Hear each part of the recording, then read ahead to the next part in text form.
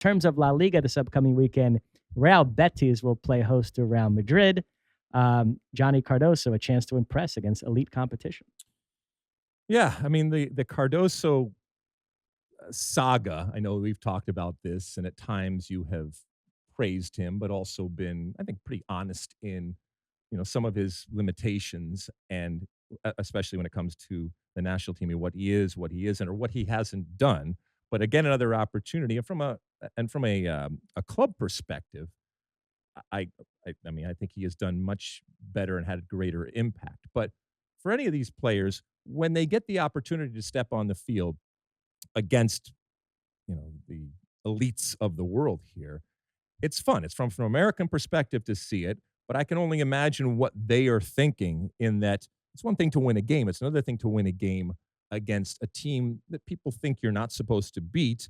And it's oftentimes players and uh, history that you have grown up watching. And so we'll see if Johnny takes it with both hands and uses this opportunity. And then more importantly, we'll see if in the future he can continue to parlay it into national team appearances, but more importantly, successful national team appearances. Antony, who joined Real Betis on loan from Manchester United in January, he picked up a red card in Betis' last game against Getafe. It looked like he was going to miss this match through suspension, but the red card was rescinded, and Real Madrid are furious about it. And it's a testament to how well Antony has played that this is the big story leading up to this match. Front page of the Spanish papers today. The fact that Real Madrid are worried about having to face Antony, Manchester United fans are shaking their head. Like, how can this be?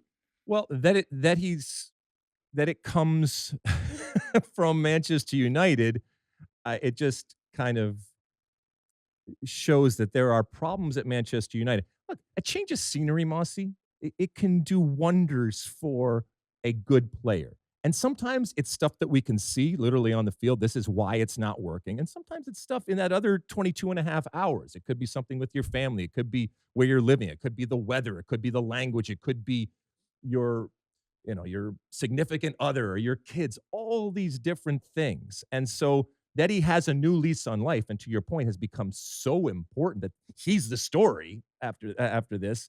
It says a lot about how good he is. And I know we want to kind of dump on Manchester United, and it's very, very easy right now as this kind of black hole for players right now. I I just think that he didn't work there. It doesn't mean that others can't work there, even in the crazy situation that's going right now. Absolutely, Manchester United is a dysfunctional team right now in this moment, but I don't think that it is necessarily a place where good players go to die.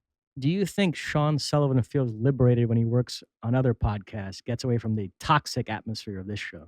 I think that there is a level of angst that dissipates when he has to work with other talent. We are notoriously difficult, you know. I mean, if you walk through the hallways here at Fox, you will well, first off, you'll see it because we've had made a blanket statement that nobody is even to make eye contact with us, let alone to engage us in any type of conversation.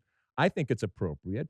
Sean and others may not, but yeah, I think that's a long way of saying that when he gets working with these other pods, there is a sense of relief. Speaking of Manchester United, there is Premier League midweek action going on right now. Manchester United facing Ipswich Town. I know you and I proclaimed the title race over this past weekend, but nevertheless, Liverpool will face Newcastle. Arsenal are away to Nottingham Forest. We'll keep an eye on those games. And then at the weekend, Manchester United will host Fulham in the fifth round of the FA Cup, going up against Jedi Robinson and company. But you don't disagree that the EPL title is done and dusted right now, or is there a part of you in the back of your brain that says things can happen? No, I think it's over because of Arsenal's injuries up top. They're just hanging on to where they are right now. They're much more likely to drop points in the coming weeks than Liverpool. Now, while I would push back on whether it's a black hole for places to go, for players to go, it's still a Manchester United team that is vulnerable, and we have certainly seen it time and time again. And so, for Jedi and company, when it comes to Fulham and their opportunity here, hey, this is. I would be licking your chops. Maybe you're never going to get a better opportunity to take down Manchester United than where they are right now. Also in the FA Cup, Aston Villa will host Cardiff. The big news here, Cardiff's starting goalkeeper picked up an injury, could be out a while. So a lot of people think this means Ethan Horvath will get a nice run of games until the end of the season. I mean, at this point, if there are goalkeepers, again, it's like it's like our center back position, it's like our striker position. If there are goalkeepers with American passports that are actually playing, whether it's a Wally Pipp situation or anything else, I'm here for it. Ethan Horvath, though, I think we know what Ethan Horvath is. I'm not saying that it's that he, and we've seen him have great games, but I think that there is a ceiling that relative to 2026, we can and I think need to do better. And who knows, maybe in the next couple of years, Ethan Horvath finds a different gear. But I think he is what he is. And is that enough relative to doing great things in 2026? And I think the jury's out, but I think there's a lot of people that say, no, we need to find better. Problem is that we don't necessarily have better, and yet nobody has emerged to say, hey, this is mine, and I am better than what we have. Cardiff are near the bottom of the championship standings, trying to avoid getting relegated. At the other end of the table, you have Leeds United. During our last pod, I mentioned that Sheffield United was leading Leeds 1-0 in the first half of their game. Leeds came storming back, scored 3 unanswered to win it 3-1. So they've opened up a 5-point lead at the top of the table. This upcoming weekend, Brendan Aronson and company have West Brom, which could mean Daryl Dike against Brendan Aronson. Given the opening up top, I'm more excited to see Daryl Dike, his continued return and what he can do than I am Brendan Aronson. And look, I love Brendan Aronson. I've talked about it. Again, I get back to this ceiling of this is the player that they are, and is that ultimately enough, as opposed to a Daryl Dike, who I still don't think we have seen how good he ultimately can be. Now, again, because of the injuries, they can really mess you up, and you might not return the same player. Hopefully, a Daryl Dike situation is like a Tyler Adams situation, where even though there are serious injuries, he comes back, and nobody's ever going to be the same player, but you're at or about the same level, and you just had to get through them. But jury's still out. We transition to Italy, Coppa Italia quarterfinal action.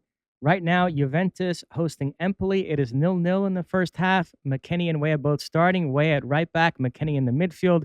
Both Vlahovic and Colomwani starting. Colomwani can play as a winger, so I suspect that's what's happening there. Sean Sullivan was a bit flummoxed by the Juve formation. If Juve win this one, it would set up, speaking of Sean Sullivan, a semifinal showdown with Bologna, 2 legs. Yeah, we were talking in our production meeting. Yeah, we do have production meetings, despite what you hear and you see about what this would ultimately look like on the field with Vlahovic there and Kolomowani. And I think this is a situation of just trying to get as many good players on the field as you possibly can, and not just letting them wing it and figure it out. But I think that there will be changes. I think there will be interactions, and having good players on the field means that at any given point you can change positions, you can fill in for somebody, and you can rotate out there. And so I think ultimately that's what we'll see. But again, Americans out there on the field, that's a good thing. Yesterday, Inter claimed a 2-0 win over Lazio, Arnautovic and Chalanoglu with the goals. So Inter set up a semifinal showdown with AC Milan. That's 2 legs in April. Inter have struggled against AC Milan this season, but those should be very fun games. So should we talk a little bit about AC Milan and what it is and isn't, and some of the drama that is going on and the Yes. crisis, if you will? So they have Bologna in a Thursday Serie A match, and then Lazio at the weekend. And there is talk that Sergio Conceição is managing for his job in these 2 games. They just brought him in, but I guess AC Milan have turned into a Brazilian club where they're going to change managers every 10 games or so. Seems crazy to be. Nevertheless, this is where we are. We read the supporters club statement in our last pod, so the fans are restless and they could bring about changes. Yeah, they're restless. And part of me actually appreciates when a team says, you know what? We're not going to play this out.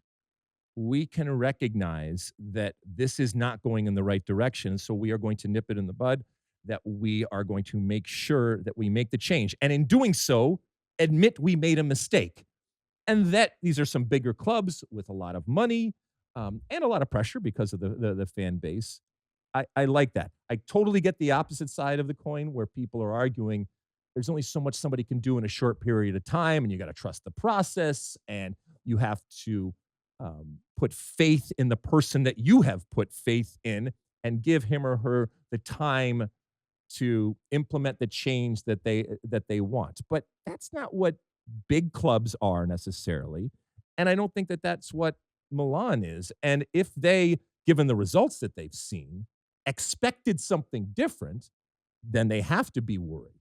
If they didn't expect anything different, then they have to believe in the player, in the coach that they have hired. But I mean, go for it. If you don't think this is the right person, then don't screw around. Make the change. Yeah, so that's away to Bologna on Thursday, home to Lazio at the weekend. We'll see what Christian Pulisic can do in those games. We've talked recently about him possibly leaving in the summer. The Gazzetta dello Sport going the other way. They seem to think he's close to signing an extension until 2029. Well, we also talked about the criticism of Zlatan Ibrahimovic and our friend Johan Kurawski, and doing things that take some of the heat or the attention off, whether it's signing Christian Pulisic, whether it is the potential of firing coaches, all that kind of stuff. That's important. This is interesting given some of the drama, and I know Christian came out and kind of put the kibosh on a lot of what was being considered some problems over there. I also think that they recognize the bird in the hand that they have, both on the field in terms of what Christian Pulisic has done, and also the asset that is dramatically appreciated if and when the World Cup comes and all that. So that he's signing an extension, I think, is just smart business from Milan, both on the field and off the field. You like that clip? Well, my State of the Union podcast drops twice a week right here on my very own YouTube page. The only way to stay up to date is to hit that subscribe button down below. Size the day, and see you soon.